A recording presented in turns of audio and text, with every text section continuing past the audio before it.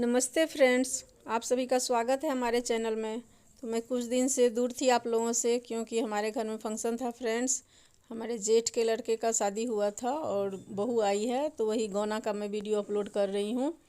फिर आगे मैं आपको दूसरे वीडियो में दिखाऊंगी कि हमारे यहाँ मिथिला में कैसे बहू विधि करती है।